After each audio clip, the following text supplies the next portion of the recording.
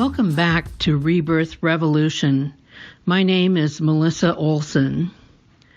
People at both high and low levels can teach you about life. You just won't feel the same way about them once you've learned the lesson due to their delivery style. Low-level people are usually indignant when people they have taught want nothing to do with them. They feel they made that person, in a way, they did. But no one wants or needs to stay close to someone who is their tormentor. You can appreciate the lessons while keeping the teacher at an arm's length or releasing them from your life completely. In all things, there must be opposition. That's one of the rules. A parent who raises a child without any opposition is creating a person who will be completely unable to cope with the world at large. But let's examine what opposition is. Opposition is resistance. Opposition is objecting. Opposition is just seeing another side that may have been missed. Opposition is often rooted in one person simply having a different experience than another. As a parent, you are tasked with sharing what wisdom you have with your child. The manner in which you do that is of great importance. Any wisdom you share through making another person feel stupid or less than is just plain toxic. It's not useful. It's designed to destroy the spirit of the child. A toxic parent can only see their child's missteps. Toxic parents believe at their core that their child is here to live the life the parents envision instead of living the life they came here to live. Anything that strays from their preconceived notion is cause for alarm and correction. We tend to not enjoy or appreciate those who are our opposition. They are not people we would normally choose to spend time with. Even though they may help us to become the best version of ourselves, they are not people around whom we can relax and be ourselves. We usually don't feel as though we can trust these people.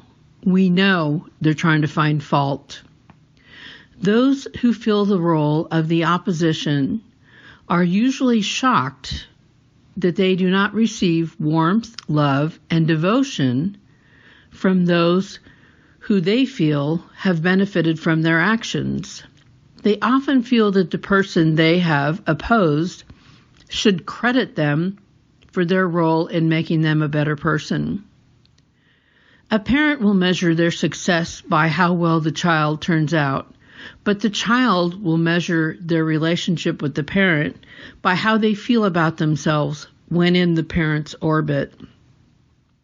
It's not unusual for a parent who does not have regular contact with or a warm relationship with their adult child to be furious that their ingrate of a child is not adoring them in the fashion that they imagine they deserve. But no right-thinking adult would choose to be with someone who makes them feel terrible, nor would they choose to subject their children to the abuse they had to endure. Their adult children may struggle daily to try to overcome the damage that the parent did in an effort to make them turn out well. The same may be true of any other family relationship.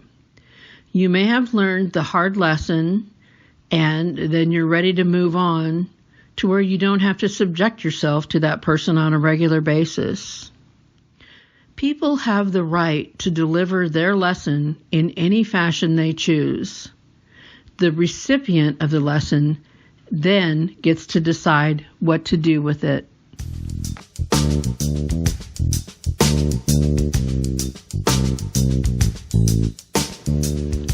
I received a question from one of my favorite listeners. Here's the question. If we came from knowing all on the other side, Why would we choose to go to a lower level? Are these new souls? Here's my answer. Reaching a state of being all-knowing has to be earned. It isn't granted by our passing. When we arrive on the other side, we are at the exact same level of spiritual awareness that we were on when we passed. The other side is another type of school, so learning and progressing can happen there before returning to give it another go. Some who are at the lowest levels are new souls. Others either haven't progressed out of that stage or have been dragged back to it by their actions. All you need to do is read the news to see that there are many people who may have been at a higher level who were dragged back down to their starting point by their inability to handle power, money, fame, or some other condition that is difficult for humans. A higher level person could, say, join a group because they have high ideals, and then through becoming part of a corrupt institution, make decision after decision that drags them back down way below where they were to begin with. Humans aren't designed to handle power well. You see daily examples of people who failed that course. Our forward movement is not a given. It's easy to go one step forward and 4 steps back. That is why we need to remain vigilant and put our personal progression above all else. Thanks for that question. I know I'm throwing a lot at you, so I fully expect some of it to be cloudy at this point. Please let me know if there's anything I can clarify. Thank you.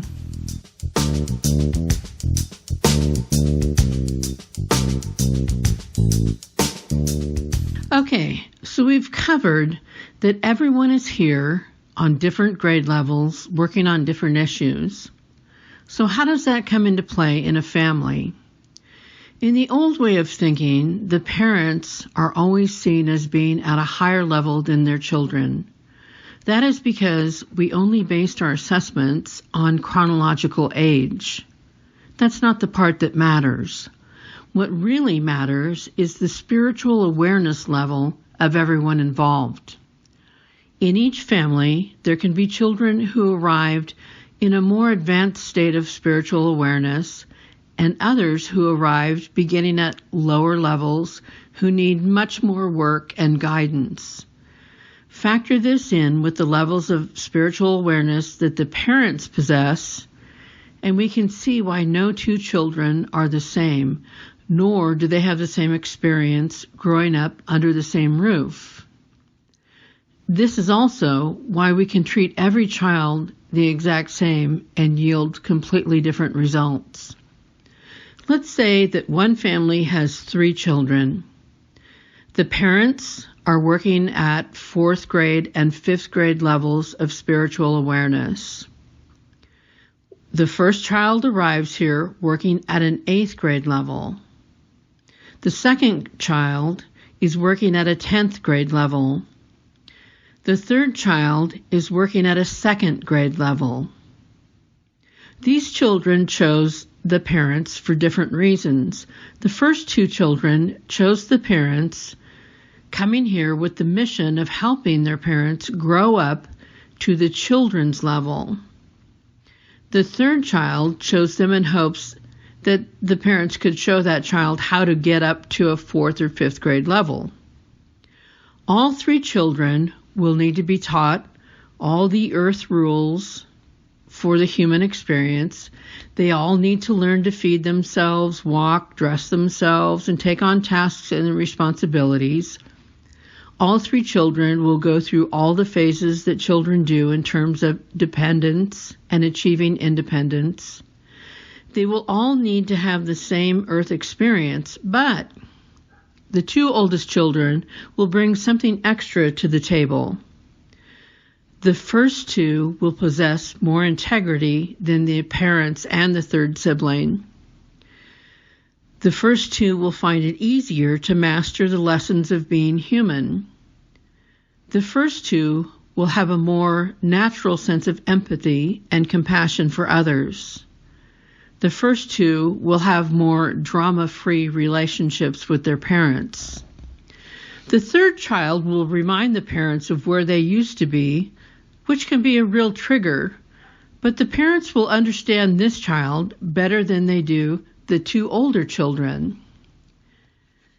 Different challenges can arise from this configuration. First off, the relationship between the first and second child will be much easier since they're at similar levels. They will have an easier time understanding each other than they do the other people in the family. A relationship with their youngest sibling will be difficult, if not impossible. They will not be able to relate to the choices that person makes. The lowest level child will probably try to guilt the older children into shielding them from the checks and balances they desperately need. The older sibling can do nothing more than serve as an example of how to live a different way. They have no real power to change anyone else in the family. The parents will feel proud of the first two children because they reflect well on them, even better than the parents reflect on themselves. The first two will bring less chaos to the situation. They will be more self-contained and more self-sufficient. The only thing the parents may not like about these two is that the children will want their parents to get better and do better. This is an affront to parents who are not working at higher levels. It's funny because people at lower levels feel they are just fine the way they are.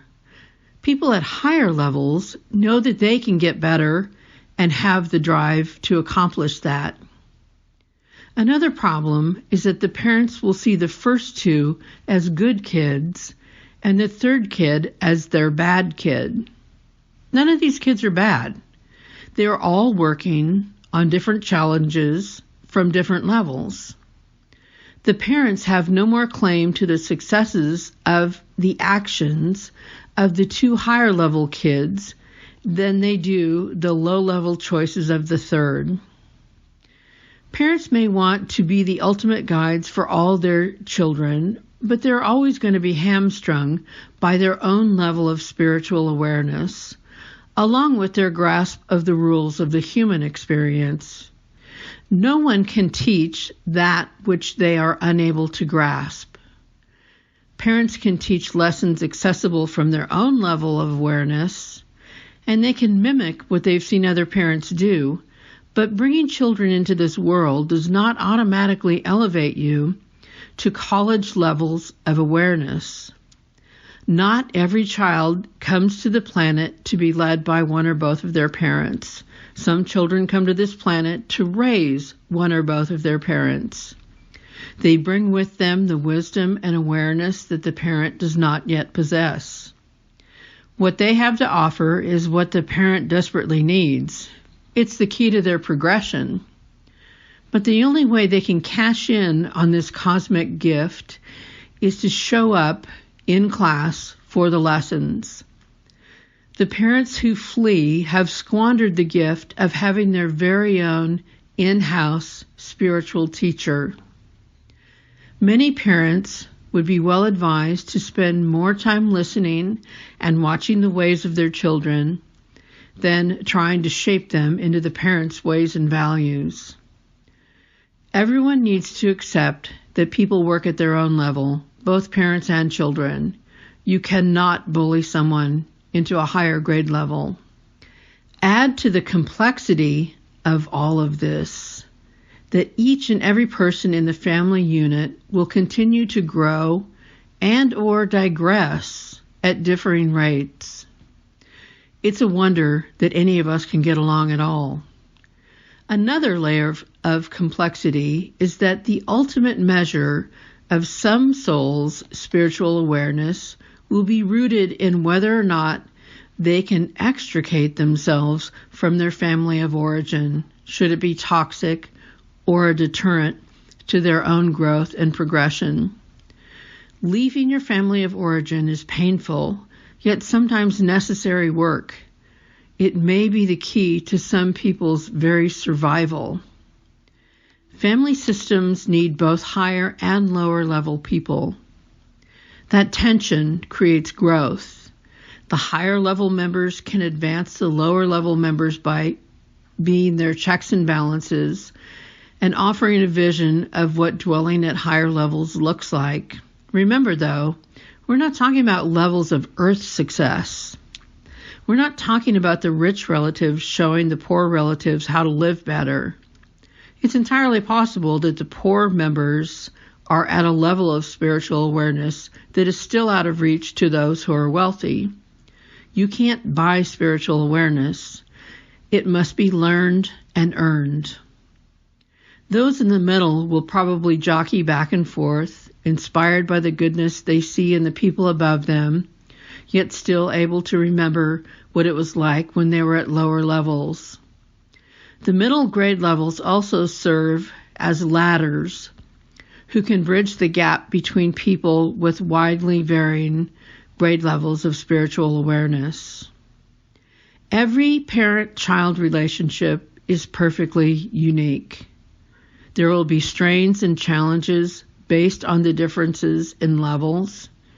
Each person in the parent-child relationship chose or agreed to accept the relationship for different reasons. Everyone is seeking different lessons, and the outcomes of those lessons will be different too. But no parent-child relationship is any more or less important than the next. You may have a child who closely identifies with a parent and has minimal conflict with that parent, while in the same family, there's a child who clashes with the parent and is completely done with their relationship with them by the time they are an adult. Neither is better or worse. They both have served their intended purpose. There are no perfect families, nor would there be any purpose to a perfect family. Families exist to pair up people and issues that need resolution and growth. If they can celebrate their growth together, then you have something really spectacular. One reason family systems cannot be perfect is because all of them have been infected by some poison that comes from previous generations. Every family harbors within it secrets, abuse, cruelty, and faulty thinking. This always gets passed along in some form. The fact that the ways of the ancestors were in keeping with the collective culture in their day does not mean it doesn't have the capacity to damage generations to come. When a couple has a child, they bring to it the legacy of 4 different family systems.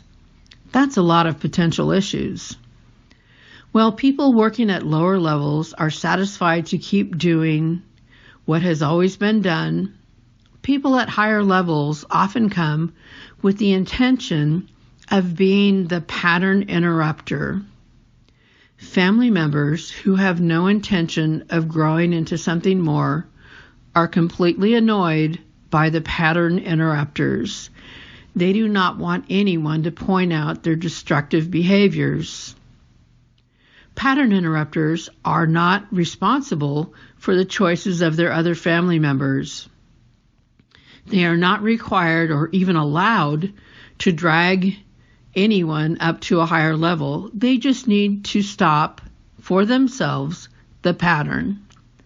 A child who has an abusive parent is not responsible for growing that parent out of their pattern of abuse, but they are responsible for the way that they parent their own children. That is all it takes to break the chain. The choices you make now, the example you set, will reverberate for generations to come.